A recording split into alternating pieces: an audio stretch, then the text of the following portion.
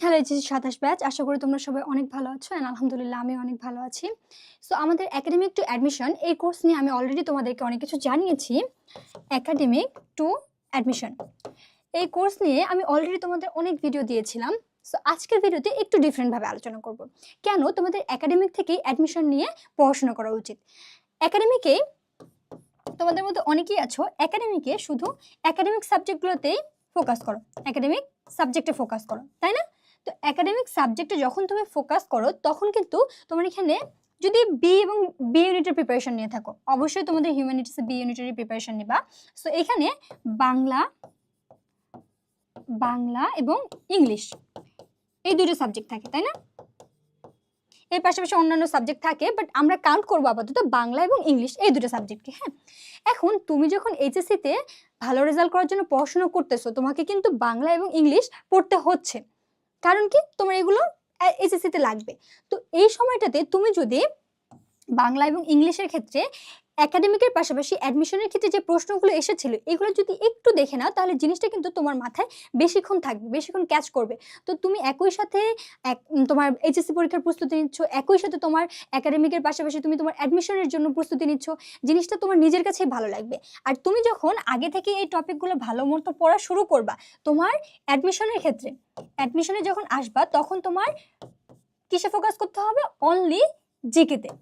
কারণ কি, এই জিকে পার্টটা তোমাদের নতুন থাকবে, এক্সট্রা একটা পার্ট থাকবে। তো তুমি একাডেমিকে যখন এই সাবজেক্টগুলো একদম কভার করে ফেলবা, 80% কভার করলা, ধরো 80% কভার করলা, আর বাকি 20% তুমি যখন বাংলার ইংলিশের ক্ষেত্রে ধরো 20% আছে, এরপরে ইংলিশে 20%।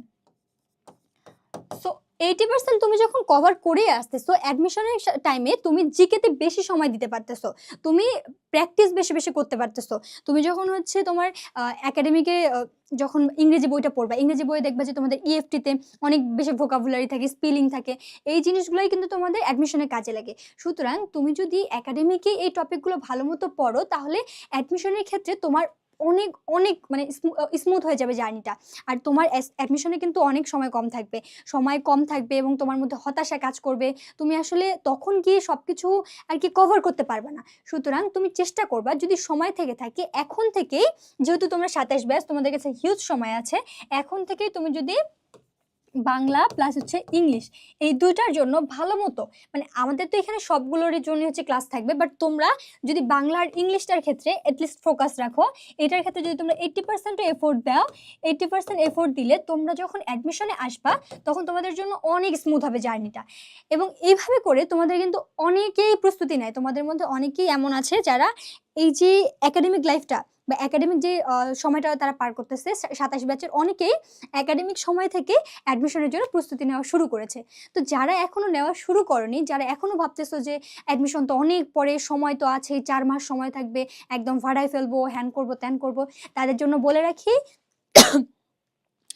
যে কাজটা তুমি কালকে করবা বা পরশু করবা, ওই কাজটা তুমি যদি এখন থেকে শুরু করো তাহলে তোমার জন্য ভালো। সুতরাং তোমার মাথায় যদি এখন থেকে ওরকম টার্গেট ফিক্স থাকে যে হ্যাঁ আমি ঢাবিতে পড়বো, বা আমি রাজশাহীতে পড়বো, বা আমি চট্টগ্রামে পড়বো, যে কোনো একটা ইউনিভার্সিটি, যেটাই তুমি চাও না কেন, যে ইউনিভার্সিটি তোমার হচ্ছে টার্গেট হোক না কেন, তুমি যদি একদম ফিক্সড করে রাখো যে হ্যাঁ পড়তেই হবে, তাহলে আমি তোমাকে বলবো এখন থেকে একাডেমিকেই তোমার অ্যাডমিশনের পড়াশোনা করার বিকল্প কিচ্ছু নাই। কারণ যারা একাডেমিকেই অ্যাডমিশনের পড়াশোনা শুরু করে এরা মেরিট লিস্টে সবার আগে থাকে, এবং তুমি যত মেরিট লিস্টে সবার সামনে থাকবা তুমি তোমার পছন্দের মতো সাবজেক্ট চুজ করতে পারবা। তুমি ল, ইংলিশ, সোশিওলজি, পলিটিক্যাল সায়েন্স, এই ধরনের যে ইন্টারেস্টিং সাবজেক্টগুলো, একদম মজার মজার সাবজেক্ট, এবং এই সাবজেক্টগুলোর ভ্যালু কিন্তু ইন্টারন্যাশনালি অনেক বেশি। সো এই সাবজেক্টগুলোতে পড়াশোনা করার জন্য হলেও তোমাকে মেরিট লিস্টে সবার সামনে থাকতে হবে। এবং চান্স পাওয়ার পরে সব থেকে বেশি প্রবলেমে পড়ে স্টুডেন্টরা মেরিট লিস্ট নিয়ে, বিকজ এটার জন্য তাদের সাবজেক্ট হচ্ছে আজে বাজে সাবজেক্ট আসে, লাইক কেউ অ্যানথ্রোপোলজি নিয়ে পড়তে চায় না, বাট তার মেরিট লিস্টে এমন এসেছে যে অ্যানথ্রোপোলজির পরে আর অন্যান্য সাবজেক্টগুলো ভালো না, ওগুলো আরও পড়ার মতো না, মানে তার পছন্দ হবে না। সো এই জিনিসগুলো যদি তুমি চাও যে না তোমার লাইফে এগুলো যেন না আসুক, তুমি যেন তোমার পছন্দের সাবজেক্টটা নিয়ে পড়াশোনা করতে পারো এবং ঢাবিতে একটা সিট সিকিউর করতে পারো, সেই জন্য তোমাকে এখন থেকে 100% এফোর্ট দিয়ে আগামীর জন্য প্রস্তুতি নিতে হবে, এবং ইনশাআল্লাহ ভালো কিছু হবে। নিজের উপর দোয়া রাখো, ভালো কিছু হবে।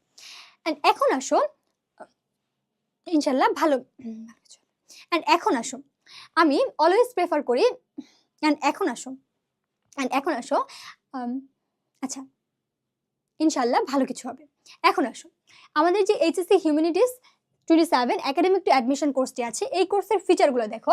প্রতিটা বিষয়ের উপর তোমরা দাগানো বই পাচ্ছ, ইবুক সাজেশন পাচ্ছ, বিষয়ভিত্তিক এক্সক্লুসিভ ক্লাস পাচ্ছ, টেস্ট পেপার অবশ্যই সলভ করতে হবে, এক্সাম পাবে, এরপরে সাজেশন ভিত্তিক ক্লাস, প্রত্যায়িত প্রস্তুতি ক্লাস, যে সকল বিষয়ের বিস্তারিত ক্লাস থাকবে, এরপরে সকল বিষয়ে বিস্তারিত আলোচনা করা হবে।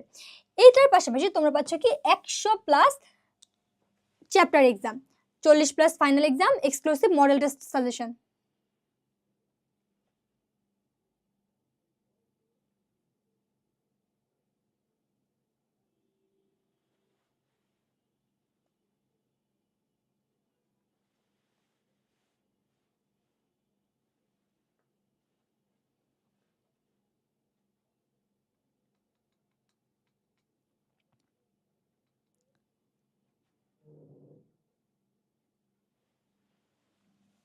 Exclusive model test suggestion.